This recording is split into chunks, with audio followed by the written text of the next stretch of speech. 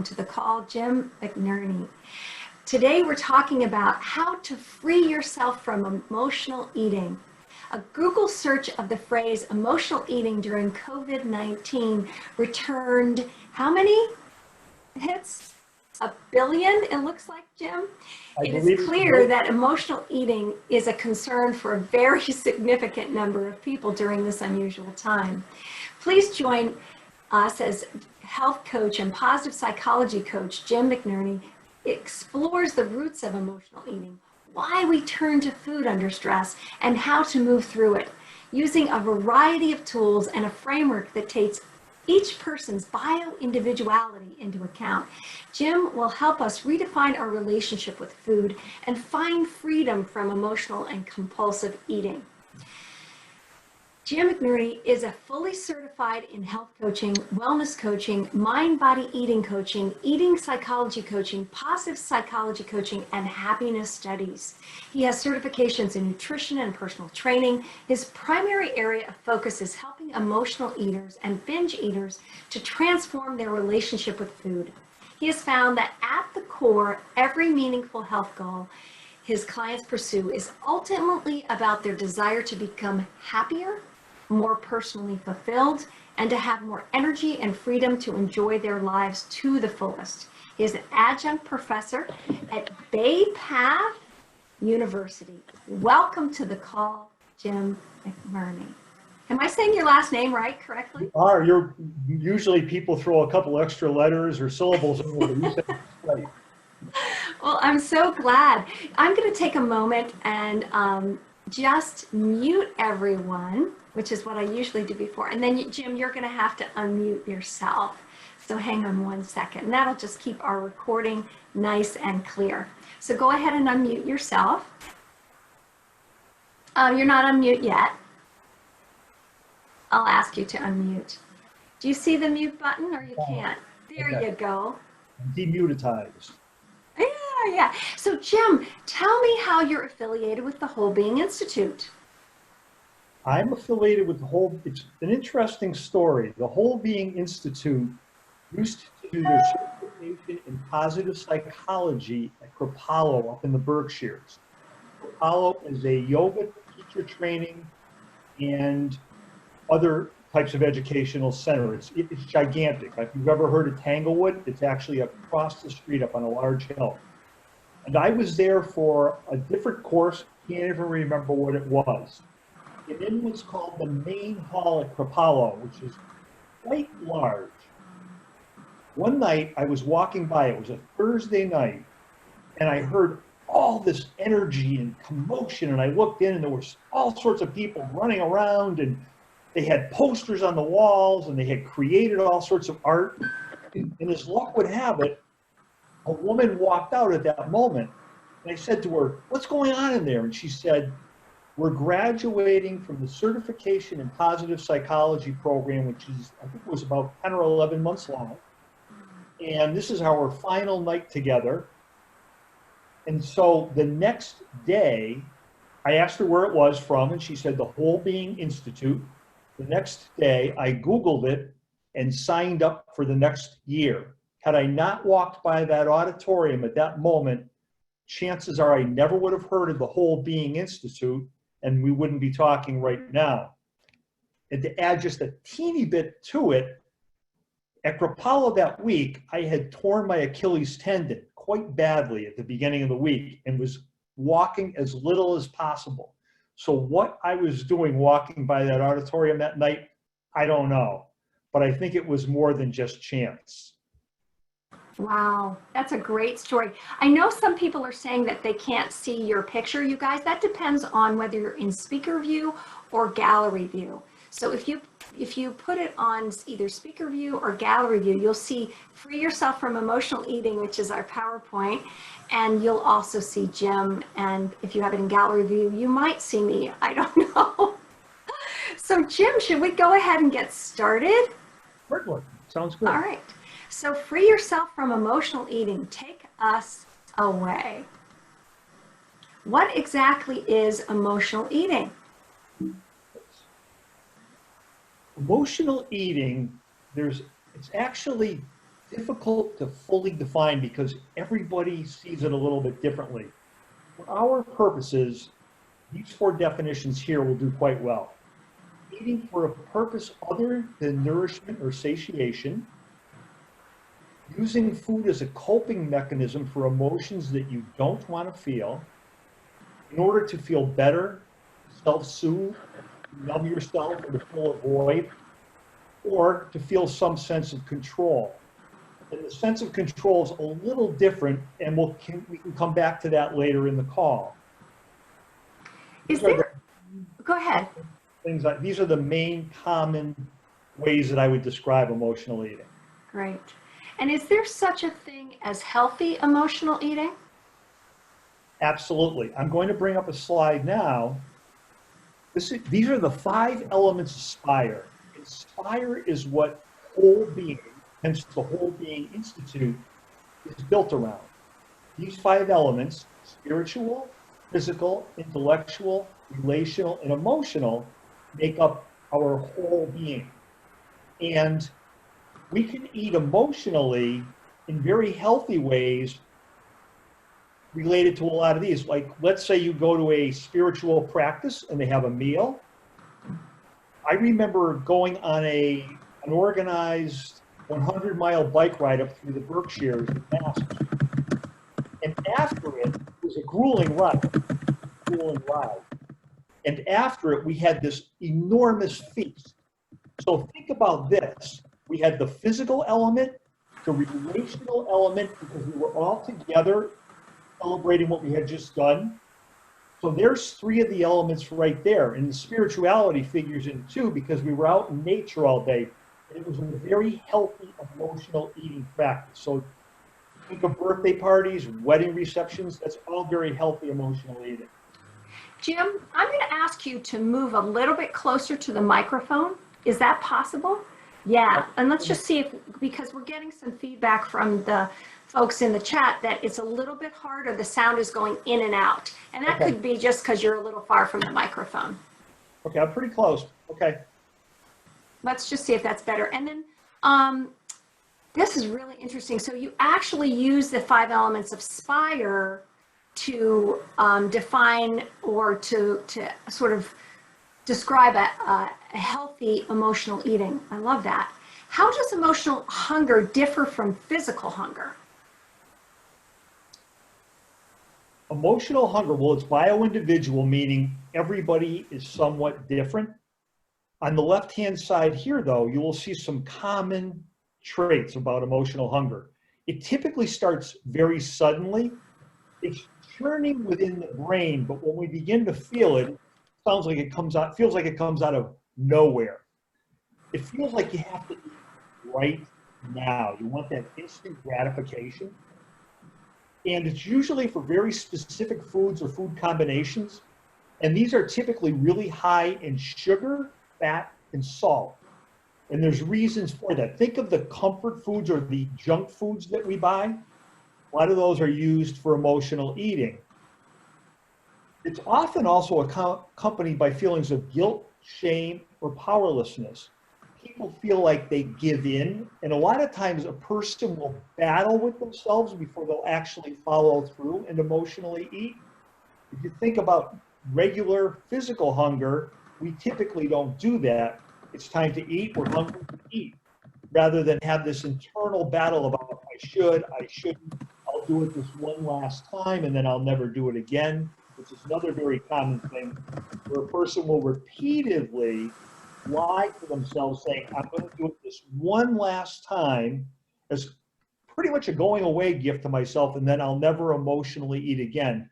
Some people do this hundreds and even thousands of times.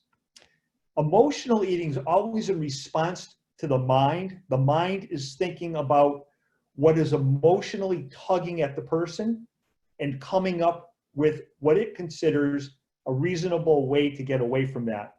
And what they're trying to do is become disconnected, become mindless from the present moment. If you look on the right at physical hunger, I won't read all these, but I think you can see that pretty normal attributes are associated with physical hunger. And of course, Physical hunger is connected and mindful. It's normal. What do you think is the most significant one of these two, where people get triggered the most, Jim, or is it pretty much individual? There's a lot of individuality to it. However, I think the most specific part of it is that it's in response to the mind.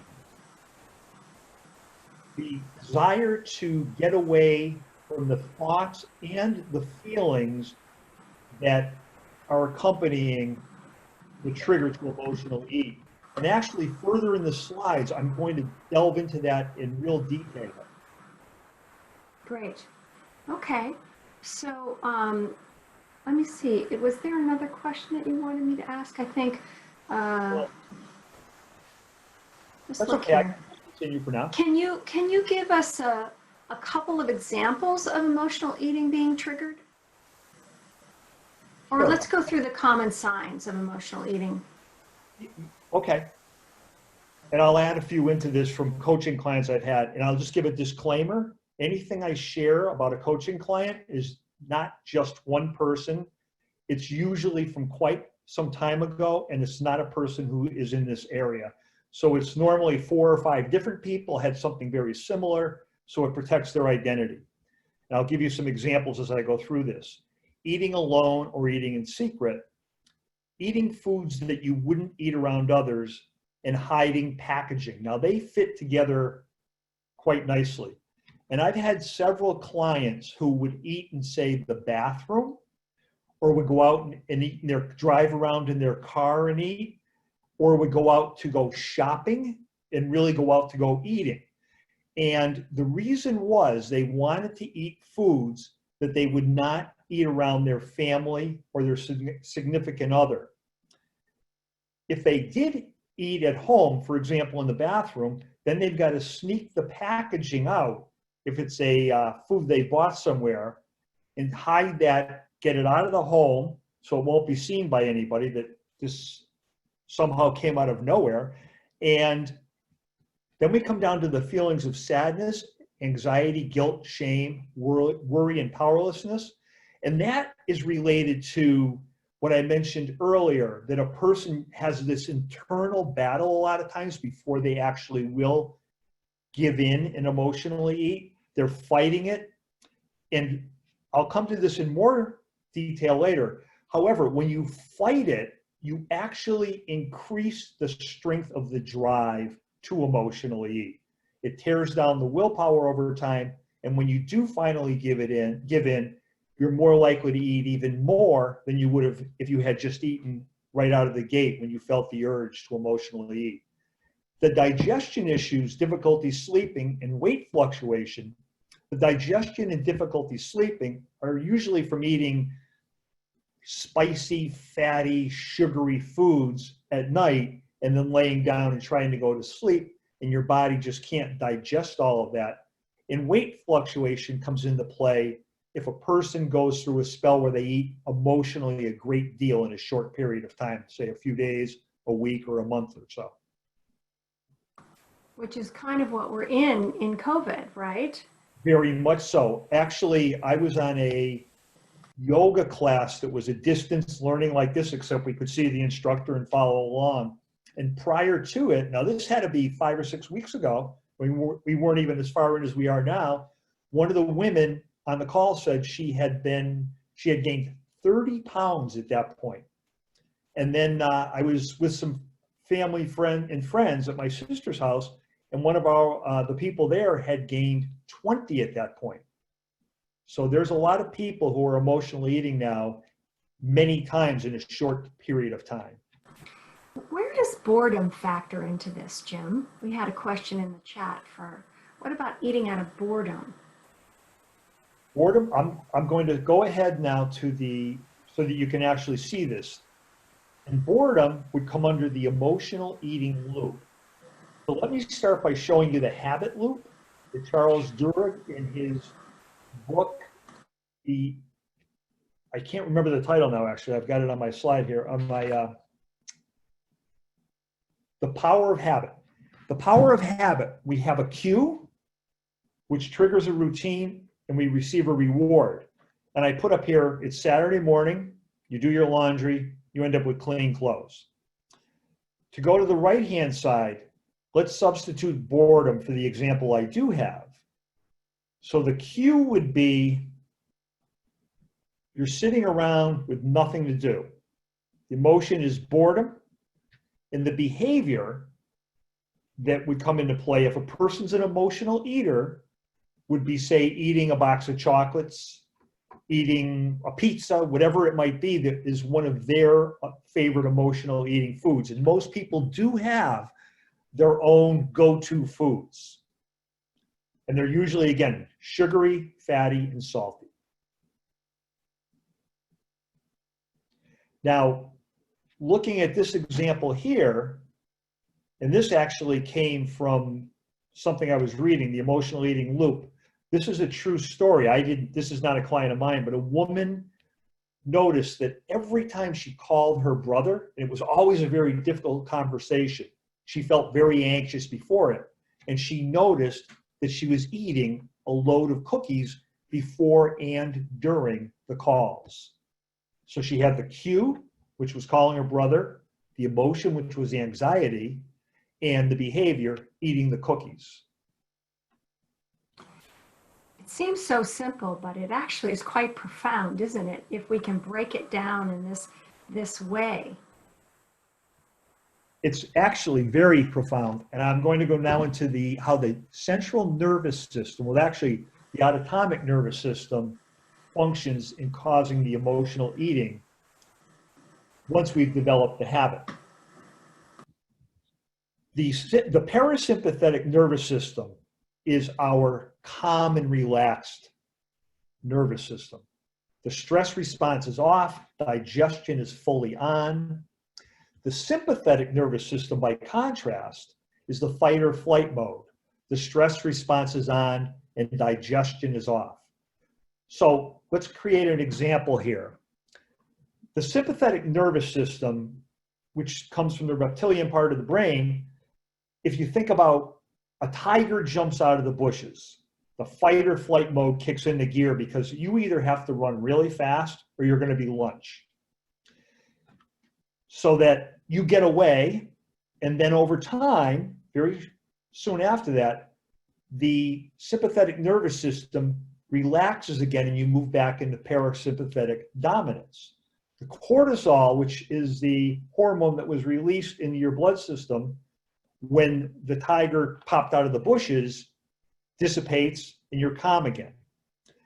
Now think about, in today's world, a person is home during COVID, for example, and they're working at home, they're isolated a lot of the time, and they're lonely. The sympathetic nerve, they feel antsy, agitated. The sympathetic nervous system kicks into gear because they want to move. It's a fight or flight thing, except there is nowhere to go now. You can't run from a tiger. You're in your home during a pandemic and you're working as well. The stress response kicks on, but since you don't run away, it doesn't turn back off. It remains on.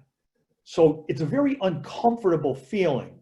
Think about when you get to a red light, say, and it turns green, you start to go, and all of a sudden you see a car coming the other way, and it's a near collision. That feeling that you have instantly. And it lasts for several minutes afterward. That's the sympathetic nervous system kicking into gear, the fight or flight mode.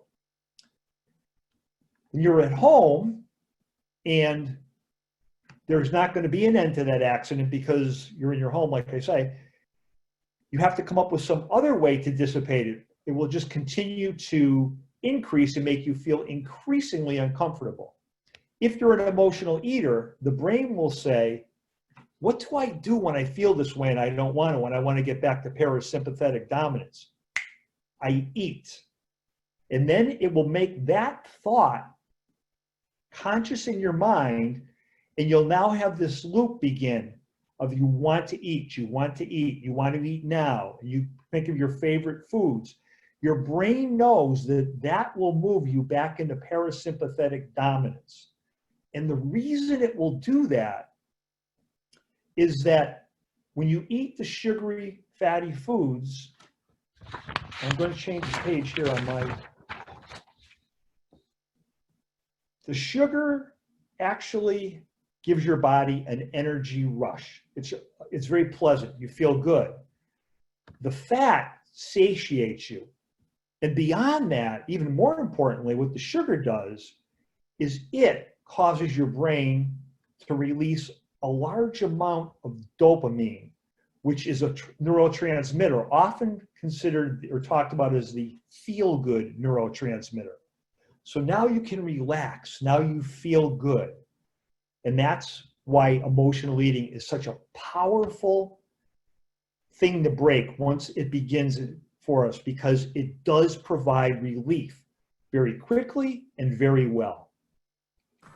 You know, Jim, what I'm struck by is that whole saying of what fires together, wires together in the brain, right? So if we're an emotional eater and we're not conscious of that, what our body is doing, it's wise, it's trying to take care of ourselves, isn't it? It's maybe not using the best mechanism, but we can have compassion for it because it is actually trying to stabilize us, right? And then it seems like what we want to do is figure out, recognize that, that's the mind-body connection, right? Recognize that. And then I'm sure what you're going to talk about is have a different cue, have a different response, have a different reaction, correct? Exactly. Okay. So, and I know that we're going on.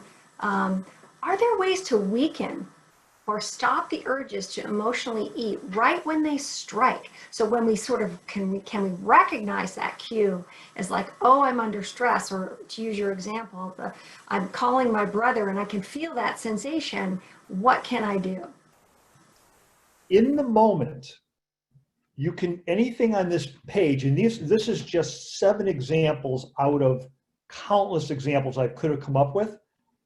These 7 techniques right here will each put you into parasympathetic dominance, which is what you're trying to achieve with the eating. If you Google these, I'm not going to go into these. However, I will tell you that I have an ebook that I put in one of the last slides here that you can download at your leisure, and it goes into each of these in great detail. Each one of these will allow you, like I say, to move into parasympathetic dominance in short order, and it will weaken the urge to eat emotionally. The key is to find the one or ones that work well for you. So experimenting some is a really good idea with these when you feel an urge to do not just emotionally eat, but anything where you feel antsy and you can't figure out how to get out of it. These will work. I'm reminded of Barbara Fredrickson's work about, personalization and how important it is, right, for people to choose what works for them, right? We do have some questions in the chat. It's from Nancy and Phyllis. Are there medications that can change the looping mechanism? And that's an interesting question, Jim, because it's part of our physiology or biology, isn't it, to respond this way to stress? I'm sure there are medications. However, I don't know anything about that because I'm not a doctor or a psychiatrist. Yeah. And I know that there's medications that they use that impact the neurotransmitters, which would change how this happens. And actually, there's people, I don't know the medications by name either, but for people with compulsive disorders, they have medications that impact the brain and weaken the urge for the compulsive disorder. And these would be somewhat similar to that. I'm personally an advocate of not using medications because there's always something natural that can do the trick. Right, and we're interfering. It's like, it's not just what I find about medications too, although they're wonderful and useful, sometimes they impact other things in the body. Joy asks, how does this mechanism compare to smokers who know they should quit and light a cigarette in spite of themselves? Is it similar at all? It's very, very similar. With smoking, you have the additional fact that you're addicted, so there's withdrawal going on. There is not withdrawal going on here. Now, there are people who believe that you can be addicted to sugar. That wouldn't necessarily come under emotional eating. That would be people who eat sugar and are unable to stop. I actually had a conversation with somebody years ago who is a professional addictions coach. And she claimed that she was addicted to sugar and could not stop once she started eating it. And the thing that was interesting was she couldn't seem to make the connection between eating the sugar and all the other addictions that she actually treated for people. So we can create blind spots as well if we, because our brain wants to continue something that is serving us. Her eating all that sugar obviously was serving her in some way. And my belief would be, as I mentioned earlier, that it was releasing the dopamine, which made her feel good. Beautiful. It's so interesting. We have, what's an example of progressive muscle relaxation? Progressive muscle relaxation, you can start at either your toes or the top of your head, and you squeeze and release and focus on that particular area. For example, right now, let's say we started at the bottom. Everyone could squeeze their toes in towards their arches for a couple of seconds, and then you release it. And then the next thing would be to bring your foot up and keep your heel on the floor and stretch the Achilles. And you continue with that right up through the entire body. You remain focused on what you're doing as you do it, so that your brain isn't focused on, I need the food, I need this food, I need this food. It's breaking that connection, and it's creating a new neural pathway over time in the brain. It doesn't have, I need that food wired onto it. Yeah, it just reminds me again, everybody, if we think of the wiring, right, that I think of, holiday lights. When one holiday light, one bulb doesn't work, then the whole strand doesn't work. And so what we're doing is when we have an emotional trigger, right, it fires those lights up. And if we can, what we're talking about now, Jim, and I'm so interested in more permanent ways to reduce emotional eating. Are there such a thing as that? Absolutely. And actually what we're going to talk about now can be used for anything, but we're going to be talking about emotional eating. So we're really talking about, like, to go back to my analogy of the lights, we're trying to see, okay, what can we do so that we don't fire up all that those habits and those patterns, right, of trigger them. Exactly. Yeah. The Gotcha. word habit is huge in this. This breathing process right here, I learned about it from Dr. Andrew Weil, and it's the 4-7-8 breathing technique to eliminate cravings. It's not just to eliminate cravings. Of all the modalities that Dr. Weil has used to treat his patients over the years, he says that this modality has the most return on investment. Lowering blood pressure, heart rate, I mean, it goes on and on, helping people go to sleep more easily, go back to sleep if they wake up. And it's even used, from what I was Googling, in some centers that treat addiction. They have this as one of the tools they use. If you look at the bottom of this slide, I've included the link to where you can get an 8-minute video demonstration from Dr. Weil. This technique has two really distinct ways it helps eliminate cravings. The first is that over time, it changes the brain so that the craving firing is reduced, number one. And secondly, you can use it in the moment, just like the ones that were on the previous screen, to, rather than go follow through and do that emotional eating, to break that barrier, break through that barrier that's saying, so you can do something else instead. It's a great technique. If you go to Dr. Weil's site, you'll be able to get that, and you practice it multiple times a day. He'll describe it in great detail. So now moving on to permanent ones. I'm not going to go too much into the emotional part of this because that's a really deep subject and it's different for every person, why they emotionally eat or emotionally do anything. These techniques will help to create new neural pathways in the brain, and that's really our goal. That's how change occurs. The first one is to practice relaxed eating. And I'll describe this briefly, and then I'm going to give you a real life example from Mark David's book, The Slow Down Diet, which is not a diet. So if a person emotionally eats, a lot of times they'll eat standing at the counter in their kitchen, sometimes with the refrigerator door open, driving in their car, walking down a hallway while they're working. It's a mindless habit. They eat. The goal is to get that relaxation and get it now. So in order to break that, and this, for example, to breathe deeply before, during, and after your meal. If you have a particular type of breathing that you like to do to relax yourself, use that type of breathing. There's many you can Google, the 4 relaxing breaths, the 3 sigh breaths. There's many, many different ones. I didn't want to give one that people had to follow. So just pick any one that you like. Just breathing deeply for 6 or 8 breaths will do the trick. Give yourself 20 to 30 minutes or more to enjoy your meal. Make it an event in and of itself.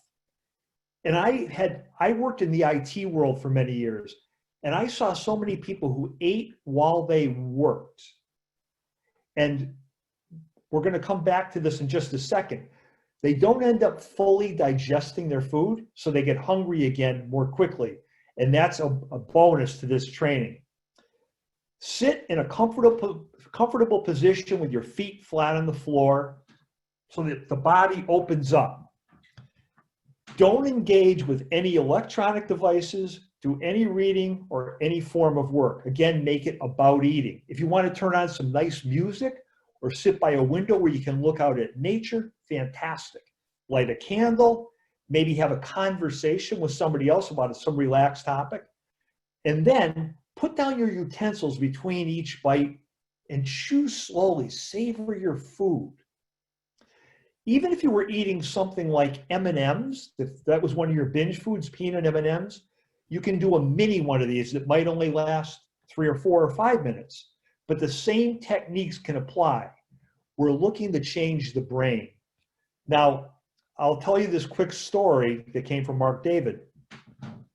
Mark David is a psychology of eating coach, and he founded the Institute for the Psychology of Eating out in Boulder, Colorado. He's actually from, I think, Brooklyn, New York. Fascinating guy, and I've taken several trainings with him.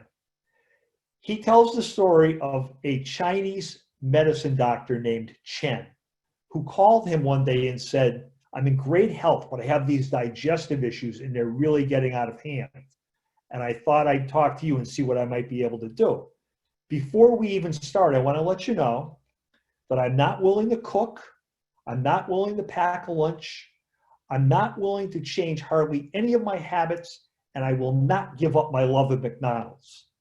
So Mark thought for a second, asked him a few questions, and said, "I think I can help you anyway, despite all the restrictions you're placing on me." What Chen had told Mark was that on his way to work in the morning, he stopped at McDonald's and got 2 of those Egg McMuffin sandwiches, and then he ate them as he wove through traffic on his way to his office. At lunchtime, he zipped back to McDonald's, got 2 Big Macs, and did the same thing, ate them while driving back to his office. And then at night, he ate pizza. How this guy was healthy, I don't know, and I don't know how much longer it lasted, but Mark said he was a very healthy guy. So here's what Mark got him to do. He got Chen to commit to, when he went to McDonald's in the morning and at lunchtime, to sit in his car for 20 minutes and slowly eat the food, to savor it. And then he didn't have to change what he ate at all. 2 weeks later, which isn't much time at all, Chen called Mark And he said, "You're not going to believe this. My digestive issues are totally gone. And even more amazing, I hate Big Macs." And Mark said to him, "Really?" And he said, "I've been eating Big Macs for 15 years and I had never really tasted one before. Unless you smother them in ketchup, those things are awful. I'll never eat another Big Mac." What had happened was Chen had created awareness, and that in and of itself allowed him to give up Big Macs, even though he wasn't thinking or trying to give up Big Macs. It shows the power of relaxation. And the other thing is that showing how eating in a relaxed state completely turns on your digestion. Within 2 weeks, his digestive issues had cleared up. So that's the first technique. Anybody have any questions about that technique?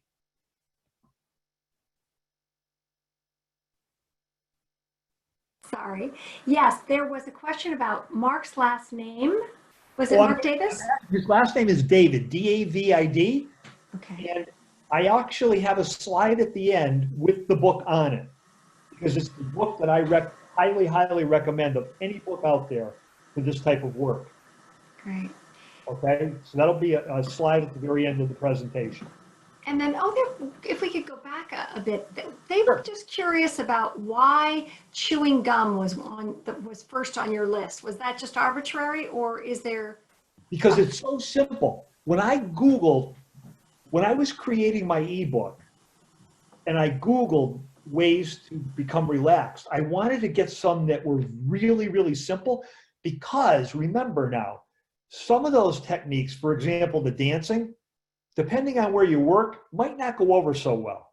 If you're in a big office with cubicles and you start dancing around, some places might like it, some not so much. You can chew gum anywhere. You can do the muscle relaxation anywhere. So some of them are specific to being done at home or outside of the workplace primarily, and others you can practice in the workplace, at home, driving in your car, it really doesn't matter. And gum is just so simple. That's why I made it number one. Great. We have some things. Chewing tricks the mind into thinking it's eating, and it also helps relax tension in the mouth. Thank you, Christina. The Dr. Wheel link doesn't seem to work. Sorry about that. What I did was copy it from the PowerPoint, so I will try that again. I heard that chewing gum increases your appetite. Do you know about that, Jim? Is that true? I have not heard that. I'm not shocked, because you're now salivating, but it relaxes you. So it wouldn't, I'll have to Google that, because I'm not aware of that. Yeah. And then Esther was asking, well, what about these dinner Zoom sessions? You know, where you're eating, you make your meal and you're eating with other people. It uses electronic devices and you're talking, so it's not being very mindful. Any thoughts about that? You would be in a parasympathetic state, though, because you're doing something you enjoy. It's not something you're trying to get away from. These are to be practiced when you're trying to get away from being in that sympathetic state. So let's say you have the urge to have an eating binge, okay? You can sit down with the foods that you would eat in that emotional eating binge and instead do it this way. Or you can practice this when you're not experiencing the desire to emotionally eat, to build up that muscle, to create those neural pathways and continue to strengthen them.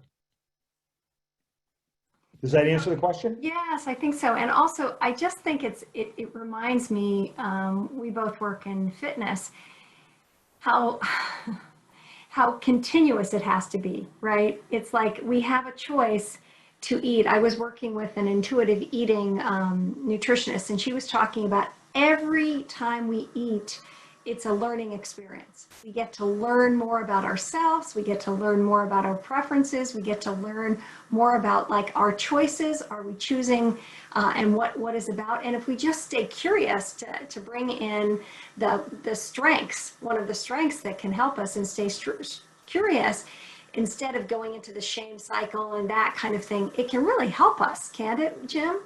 I totally agree with you. There's actually a book called Bite by Bite, and another book that I'm not exactly sure of the title, but it has to do with I think it's 360 meditations for eating, something along those lines, one for each day of the year, pretty much.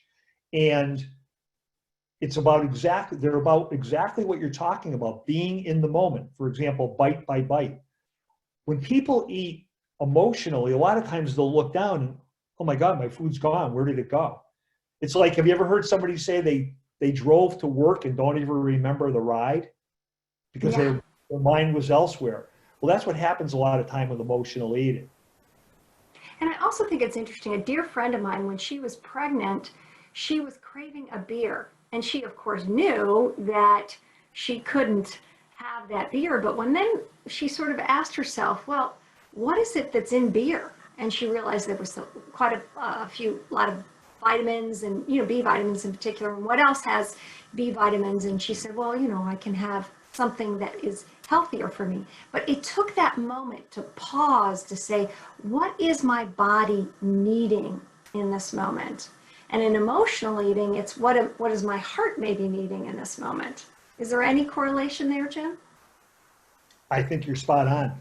I even read about kids years ago that were chewing on wood because there was something in the wood that their bodies were missing. And the reason this all came to light is because the paint on the wood had the, what is it they used to put in paint that was so bad? Lead? Are you thinking Lead. lead? Yes, Yeah. they were ending up with lead poisoning. And when they researched how did they get it, they were chewing on things like windowsills. And it was something in the wood that their bodies and their minds intuitively knew they needed that they weren't getting in their food. So we know what we need. When it comes to the emotional eating, along the same lines, our minds and our bodies know we need relief. We need to let go of this anxious, agitated, nervous state that we're in that persists, as I mentioned earlier, because unlike the real fight or flight, we can't go anywhere. Right. And also, Jim, we need relief from that. When we are in fight or flight, we're in the sympathetic nervous system. That's not sustainable. And the body knows that, right? That kind of stress is so taxing on the body. Remember, we're genetically coded to survive. So that is not a condition for our survival. So reaching for something that is comforting is going to help us. It's almost a survival technique, it seems like. We're wired at our core to move away from pleasure and toward pain. I'm sorry, the other way. Move away from, I apologize. That's okay. I was like, Move really? away, move away. That's new. Here's my new book. Move away from pain and toward pleasure. Yeah. It's one of our all living beings are wired that way. Yeah. There's a great question in the chat, which is there doesn't seem to be that many men on the call. And you're a man that is dealing with emotional eating coaching around that. Do you have more female clients or male clients? Does this affect men and women equally? Are men more closeted about it? What would you say? Do they handle their stress in a different way? Or just talk to that a little bit. Sure, there's a couple factors at play here. Number one, women are far more likely to be open about it and to seek outside assistance for it. Men emotionally eat far more than you would think, and more men are opening up about it in recent years. I've been doing some reading about that and seeking help. However, men are also more likely to use alcohol. And alcohol is something else that accomplishes the same goal. Not getting to the point of drunk, but getting to the point of moving into the parasympathetic state. When somebody says, oh, I'm going to sit down and relax with a drink, that's exactly what they're doing. I see. And so it can be, I'm thinking about kids that reach for like a soothing blanket or thumb sucking, right? In essence, is it the same way when we're self-soothing as when we were kids?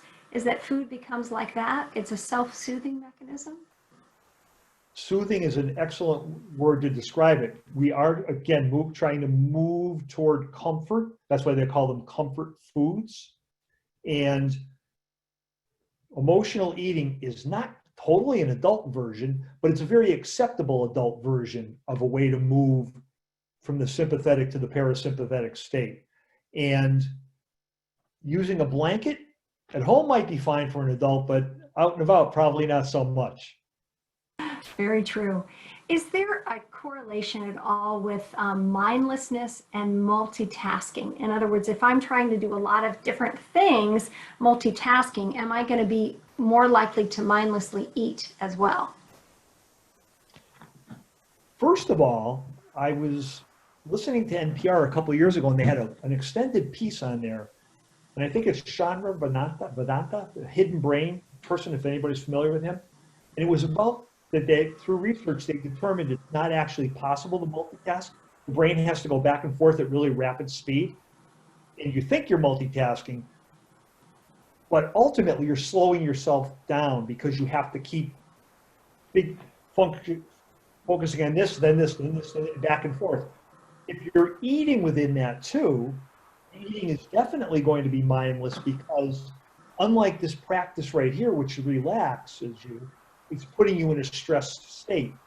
Anyone who works in an office where they do a lot of business functionality, particularly things like information technology, knows that it's always like everything's a fire. It's got to be fixed right now. And people are eating while they're working. And that's where I was mentioning earlier, they don't fully digest and they get hungry again more quickly than they would have. I think you just cut out for a second. Sorry. What about being satiated? Can we talk about different techniques to do that? Does that help at all? Like chewing more slowly, you talked about having a time when you actually eat and you're not doing anything else. Maybe even smelling the food, looking at the food, using all of our senses. I would think that that would help to sort of slow us down, make us more present. And back to that wiring thing that you were talking about, and we were talking about earlier, it can almost change the cueing mechanisms because our brain is neuroplastic, it is malleable. So we can actually create new habits, can't we? You can definitely create new habits, and I'd like to move into that. I will quickly address what you said. There are actually techniques if you go to a live event. If we were doing this live, for example, I would have brought almonds and raisins, and everybody would choose one or the other, and we would go through beginning to look at the texture of it, to feel it, to look at the shape and the different peculiarities of the almond or the raisin. And amazingly, they are each unique when you really start to look at them with the different striations, etc. And then you smell it and then rub it to your lips and then put it in your mouth and move it around. And then only after a few minutes do you begin to chew, and you chew very slowly while focusing on it. And that is another technique that can move people into the present moment. I didn't include it as one of the 7, and it's very food specific, obviously.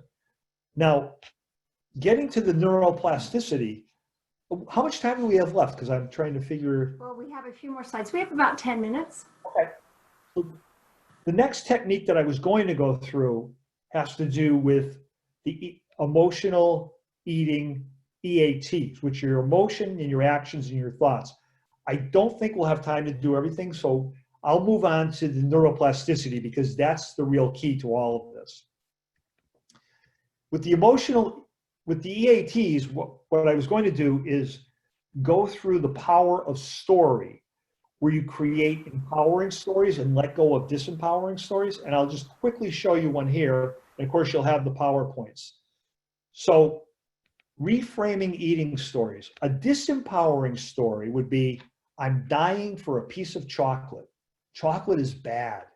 If I have so much as one bite of chocolate, I'll devour the entire box and totally blow my diet. Converting that to an empowering story. I love a good piece of dark chocolate. It's so delicious and satisfying. Plus, it's so healthy. chock full of antioxidants.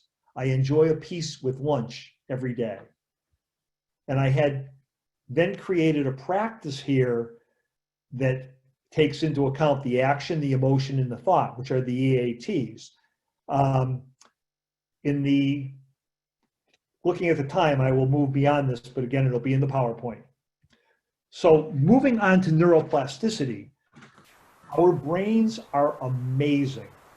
And neuroplasticity is the ability of the brain to change. Until the mid-20th century, they didn't really think that was possible much after when you're born until you start to decline in your later years. They now know that our brain changes throughout our entire lives, and we can purposely do that. And so purposeful neuroplasticity is really the key to what we're talking about here. These are neurons. And neurons, as you said earlier, Caroline, neurons that fire together, wire together. And they cause us to have habits. And we can create new habits purposefully and disempower existing habits just as purposefully by creating a new habit. If you think of a river, your brain having rivers in it and streams, the water's flowing through the river. That is a neural pathway. That neural pathway might say, when I'm stressed, when I'm lonely, when I'm angry, I eat pizza, or I eat Big Macs, or I eat 3 bags of M&Ms, or 10 bags of M&Ms, whatever it might be, or a gallon of ice cream.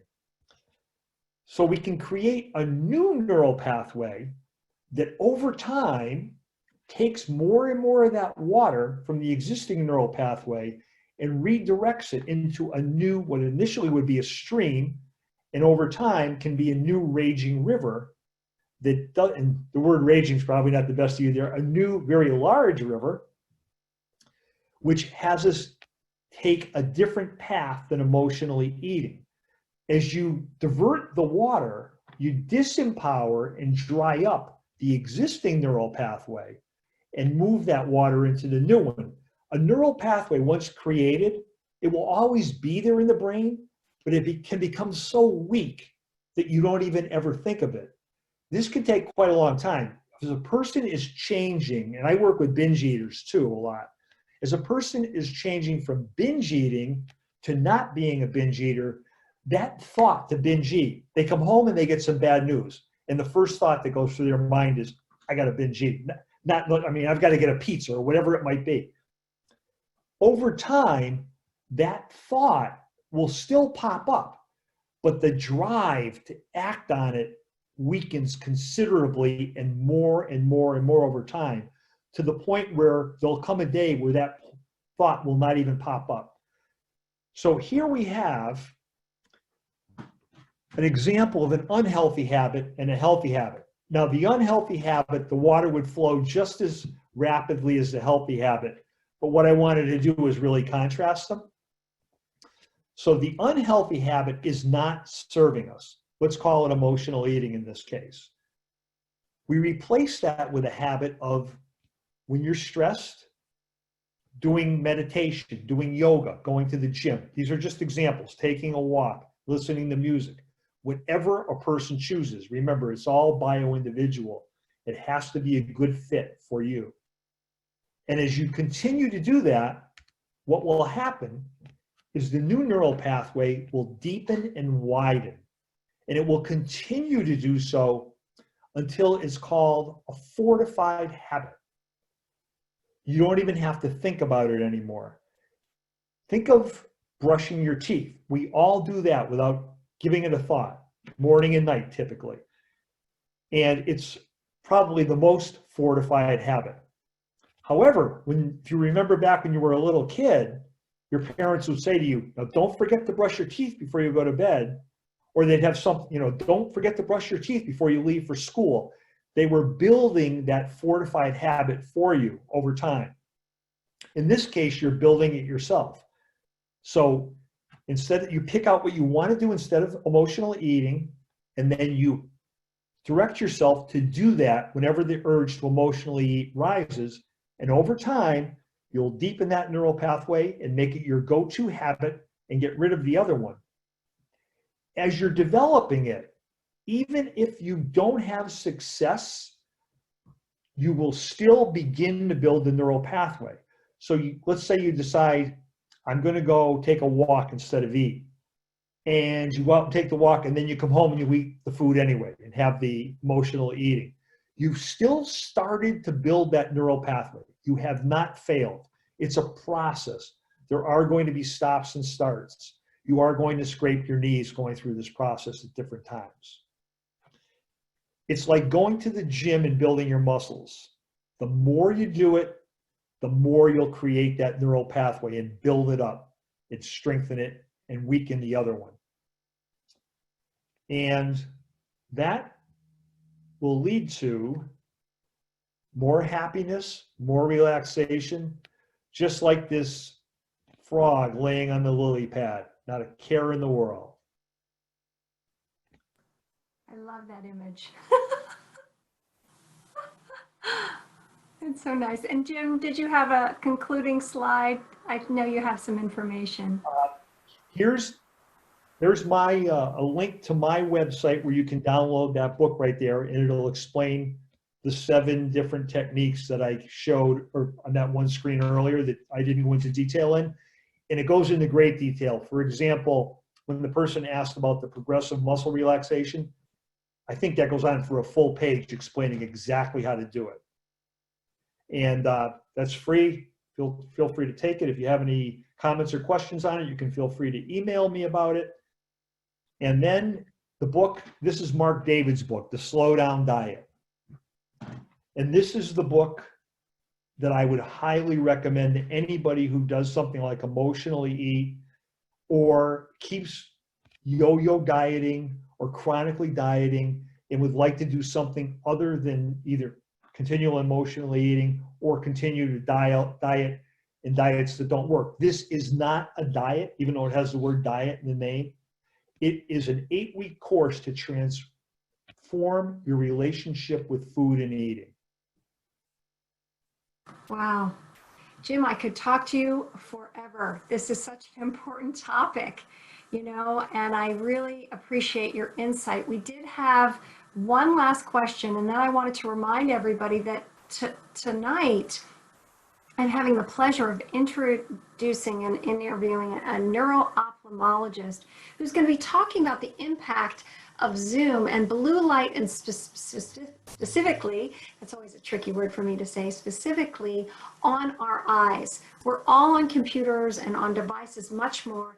And how do we protect and take care of our eyes? And then on Wednesday, Mel Schwartz is back, and he's going to be talking about overcoming anxiety and stress. And those links are in the chat. And then finally, there's a compassionate approach to building resilience with Ellen Fay-Gray, which will be our lunch and learn on Thursday. And then Thursday night, if you guys are having any back pain from sitting, and because we're all sitting down a little bit too much, we have Melissa Brown, who's going to be doing a program on reducing stress with the Alexander technique. Our final question for you, Jim, if you don't mind taking this one, is about behaviors that trigger eating, like watching TV, for example. Anything around that where you have a behavior that triggers you? Is it very much the same of what you've been talking about? It's a habit. Whoever the person is has created the habit of, they sit down to watch television and their brain says, I eat when I do this. And habits become almost invisible where we don't even think about it, just like the brushing of the teeth. So a person sits down to watch TV, a couple minutes later, they get a trigger that they want to eat from their brain. They may feel a little hungry. And usually it's because they've eaten the same foods as they've watched television many, many times. For example, popcorn, ice cream. I'll quickly share with you that I've been involved in weightlifting and bodybuilding and powerlifting for 46 years. And at one point, because of that, I was eating 6 meals a day. And my final meal at night was 4 slices of turkey breast and a cucumber cut up. Obviously, those are not typical emotional eating foods. And I didn't feel emotionally connected to it. Over time, I got great results eating 6 times a day, but it was like having a second job. So I decided to stop doing it and go back to 3 meals a day. For about 3 weeks, I craved having turkey breast and a cucumber at about 9 o'clock at night. I couldn't get my mind off of it. And these weren't foods that were salty, fatty, and sugary. So it wasn't like my brain was going to release dopamine because of it. It was simply because I had built up that habit. Yeah, the power of routine. That's our Exactly. brain. Wow. Jim, what a pleasure. Thank you so much. Can you flip your slide? They want to know your website, and I think someone put it in the chat as well. There you go. It ends with the .com, and then the Binge Brain Guide is. Wow. And gosh, what a fascinating way to spend your life and your time and your energy. I think it's really helpful. It's helped so many. Thank you. Thank you for spending our time. I appreciated being here, and Yeah, we'll have to have you back. I think there's more questions. well, you're doing a great service for people, especially in this difficult time. I think this is Yeah. excellent. 12 noon, people can tune in and learn something new and perhaps change their lives. Yeah, absolutely. Please take care of yourselves, everybody. We care about you. Not going into the shame cycle and being distracted by that, and actually staying curious, as Jim was saying, and creating new habits. And I loved what you said about neuroplasticity, and that even if you create the new habit, right, and you wind up eating a little bit too, you're still building that neural pathway, that new neural pathway in your mind. So don't give up. It's very much growth mindset, isn't it? It's practice, practice, practice, and it's absolutely growth mindset, because the more you do it, the more that neural pathway will grow and become Awesome. dominant. Well, thank you again, my friend, and take care of yourself. Good luck. I'm looking forward to reading your book, and everybody else, we'll see you, if not tonight, we'll see you on Wednesday for Mel and Thursday for Ellen. Take care, everyone. I'm going to go ahead and end the call. Bye now. Bye now.